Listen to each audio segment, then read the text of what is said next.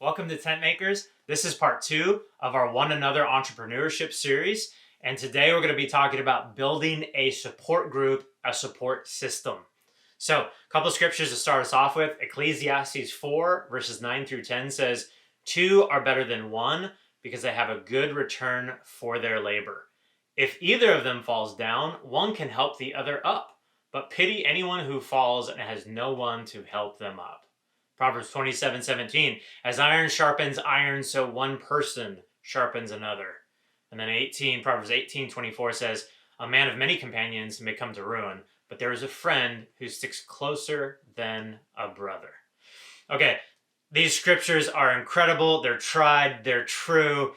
You should have them posted, you should have them memorized. They are incredible and they're absolutely essential when it comes to building a great business, is having others around you and a great support system to build you up. And in time, that might mean something like, how do we choose good employees as a part of your support system? But getting started, a lot of times what we're looking at is, okay, who are we getting help from that's at a similar level, a peer for us? We already talked about last time, how do we find a good mentor? But this is more, how do we find other people that are interested in doing the exact same thing? And maybe they're a little bit beyond us, maybe they're a little bit behind us, and maybe they're at the exact same spot we're at. How do we find those people? And what do those relationships look like? Now, again, this is going to be an important area and aspects. One of the great things I love about this is this Ecclesiastes 4, 9 through 10 scripture about when you fall, the other one can help you up. Now, not all of us are going to have business partners. If you're married, maybe you're doing the side hustle business or the tent maker business and your other spouse is not. If you're single, you might not have a business partner, or you might. If you're single, be very careful who you choose. It's easy to just have a great idea and have a good buddy, and for that to actually destroy a relationship if you're not careful. You need to be very careful if you start a business with another friend or another disciple, and make sure that you're actually be prepared to get hurt and be okay with that if you're going to jump into the relationship. Because at the end of the day, the relationship has got to be most important, that we can't let money and business come between us and other people. So that's just a warning if you're going in with somebody else that's not your spouse. Now, for us, Waldina and I went into this Airbnb thing together, the short-term rental space together, and it's really great because my strengths and her strengths and my weaknesses and her weaknesses really complement each other well. And this is where, when you marry someone who's opposite of you, it's so powerful because I can rely on her for the things that I'm not great at, and vice versa. So for me, I am not Mr. Hospitable. If you know me, I strive to be, but it's just not my gift set naturally. Versus Waldina is so good at it. It brings her joy. She's so happy when she can serve somebody in that way. And so she does such a good job with interacting with our guests that come in and handling the messaging and all of that. It's wonderful. And then for me, I'm really good at building the business side of it and the systems and setting everything up so it's all automated. And I've got my own accounting system that works really well, so that, we talked about, last year we had 1,300 receipts, and that took me about, I'd say 15 to 30 minutes at the end of each month to turn all of those receipts in. And it was incredible. So we're looking at over 100 receipts a month almost, and all of it we can get done in 15 to 30 minutes with the system I set up. So I'm great at systems. I'm not as great with the hospitality side of interacting with the guest. She's really good at the design. I'm really good at the building of the design, where that's not her gift set. But man, the design that she has, she does a great job of it. She's even had people come and say, "Hey, can we fly you out to another state, and I need you to design this business for me," or whatnot. So we complement each other really well. And when I fall down, she's able to step in. And it's so funny. It's like we rarely cry at the same time, but we almost always are. When one is up, the other one is really helping, and vice versa. It's really beautiful the way it works when you're connected and you're unified like that. So when it comes to building a great support system, if you can do it with your spouse and it doesn't create stress between the two of you, it can be a beautiful thing.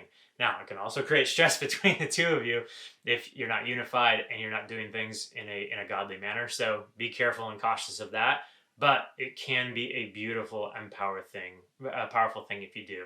So find like-minded peers. Again, people that are going after the same thing with similar goals, similar ideas in mind, and someone that you can synergize with really well, where you share ideas with each other, and you love bouncing things off of each other, and it just becomes powerful. That one another relationship works really well.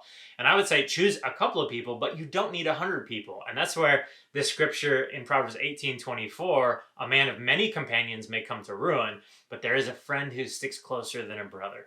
When you have a couple of really good, deep relationships, that can be so powerful, so helpful, so beneficial. But if you've got tons and tons and tons of people, then they're going to disappear when tough times come. Whereas the friend who's closer than a brother, that's really, that can be something that helps you and keeps you faithful to God when it comes to our spiritual walk, but can also help you stick to your business when you feel discouraged and you need someone to lean on. So it's really important to have peers, to have other people who are in it with you together. Even for ourselves, there's times I'm like, man, let's get out of this. This is too much. It's tough. And having other people around me, I don't know if I'd still be doing it if it was just myself. I might have given up and tried something else at this point in time. So it's so helpful.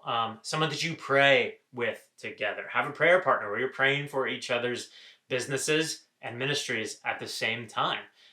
That can be something that helps you stay connected to the other person. In fact, what I tell people when I do conflict resolution is the most important thing you can do to help repair this relationship. And it's what I personally had to do myself when I had a rift in a really close relationship that I had in my past. The best thing you can do is start nightly, every single night, pray for the other person, that it would go well for them. Pray about them, lift them up in prayer to God. And that will actually soften your own heart, and it gets God involved between the two of you, and it's so powerful. So do it for your business as well. This harkens back to what we talked about already with wisdom and Solomon. Ask for wisdom from God. And the truth is that a lot of times the money will come as well. And don't have the wrong heart about it. Sincerely ask for wisdom from God. And again, it's going to be something that is, when God is involved in what we're doing, man, it is so powerful. And that's what we want. We want God involved. This is for him. And so why would we leave him out of what we're trying to do for him? Next is and lastly here, look for open doors. One of the things that is just absolutely true is that if you don't show up, you can't make a connection with that person. And so show up to different things. One of our biggest connections that we made was simply by showing up to an HOA meeting about a development that's going on behind us. And that produced an interaction that has led us to a church building, a future coffee shop where we're training missionaries, a potential barber shop where we help homeless get cleaned up and off the streets. Many cool opportunities because we showed up and introduced ourselves to somebody. So if you don't go to anything, then you're not going to be able to make connections with others. So go to the meetings, go to, for us, we're in real estate. So we've shown up to the Bigger Pockets meetings before, and that's created opportunities for us to work with other people and have a support group and have people that we can rely on for different aspects of our business. So if you don't show up, if you don't walk through the door is not going to be open to you. So show up to these meetings, whatever they might be for your specific field or your specific business. Be around these people, and it's going to help you to cultivate some incredible relationships that will give you a great basis for a support system. On top of that, join something like Tent Makers where you can talk with other people. I know that there's other groups out there in the kingdom.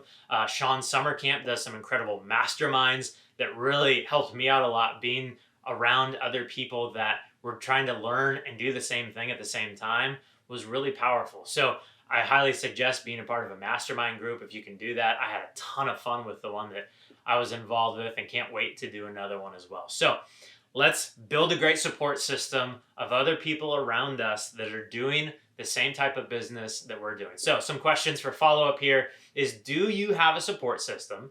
And if not, what can you do to go and find them? And if you already do have a support system, if you've got other peers around you doing the same thing. Can you share with the group, how did you find those? How did you build those relationships? And then how have they benefited you personally?